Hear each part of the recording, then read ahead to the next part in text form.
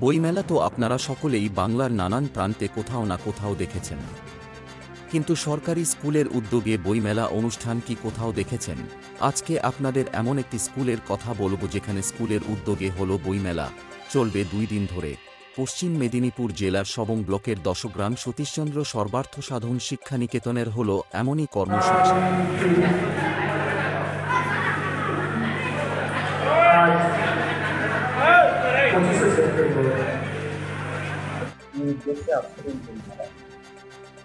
মূলত ছাত্রছাত্রীদের বই পড়ার অভ্যাস করে তোলার জন্যই আজকে স্কুলের তরফে বই মেলার আয়োজন করা হয়েছে।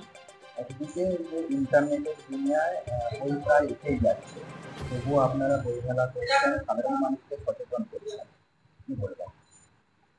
না, ইন্টারনেটের দুনিয়ায় যেমন একদিকে ধারণা যে বই উঠে যাচ্ছে, আবার আমরা দেখছি বই কিন্তু নিয়মিত নতুন নতুন বই বেরোচ্ছে, বই প্রকাশিত হচ্ছে এবং মানুষ কিনছে, পড়ছে।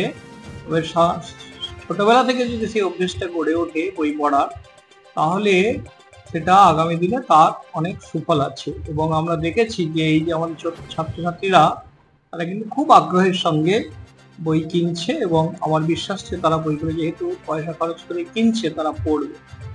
কতদিন ধরে? আজ এবং আগামীকাল, আগামীকাল বিদ্যাসাগর মহাশয়ের জন্মদিন আছে, সেইটাকে উপলক্ষে আমরা সামনে রেখে এই 2 দিন আমরা স্কুলে বই মেলার আয়োজন করেছি। সরকার থেকে কোনো সাহায্য? না, সরকারি সাহায্যের প্রশ্নই নেই। সরকারি সাহায্য আমরা প্রত্যাশাও করিনি। এখানে তো আমাদের জায়গাটা দিয়েছি, কলকাতা থেকে পাবলিশাররা এসেছেন, তারা বইগুলো বিক্রি করছেন। আমরা তাদের বলেছি ছাত্রছাত্রীদের জন্য সর্বাধিক ছাড় যাতে দেওয়া যায় সেটার ব্যবস্থা করতে। আমার নাম যুগল প্রধান, প্রধান শিক্ষক, দশগ্রাম এস এস শিক্ষা সমিতি।